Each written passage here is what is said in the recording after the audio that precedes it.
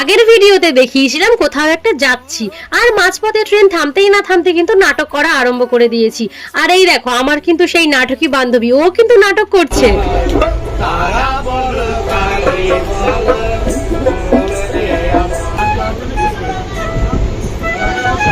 যাওয়ার পথে এরকম শিল্পী কিন্তু অনেকবারই উঠেছে ট্রেনে।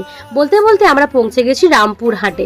হ্যাঁ, তোমরা কিন্তু বুঝতেই পেরে গেছো আমরা কিন্তু তারাপীঠের উদ্দেশ্যেই বেরিয়েছি। আর এখানে ভিড়টা শুধু দেখো, বাপরে বাপ, যেমন ভিড় আর তেমন গরমও পড়েছিল। কিন্তু আমরা ভীষণ এক্সস্টেড ছিলাম, খিদেও পেয়েছিল মারাত্মক, আর যা গরম ছিল। ট্রেন থেকে নামার সঙ্গে সঙ্গে এখানে দেখি কাকু পেয়ারা মাখছে। কোনো রকম টাইম ওয়েস্ট না করেই কিন্তু আমরা পেয়ারা মাখা কিনে নিলাম। এই গরমে যা সুন্দর খেতে লেগেছিল। তারপর বলতে বলতে চলে এলাম আমাদের তারামা সরণির কাছেই। ওখানেই একটা হোটেল নিয়েছিলাম। 46 ডিগ্রি গরম থাকা সত্ত্বেও ভাই পেটের জ্বালা কে শুনবে, খেতে তো হবে। তারপর চলে গেলাম হোটেলে, নিরামিষ থালি খেয়েছিলাম কারণ বিকেলে পুজো দেবো। তারপর আমরা রুমে চলে গেছিলাম। টাটা, দেখা হচ্ছে নেক্সট পার্টে।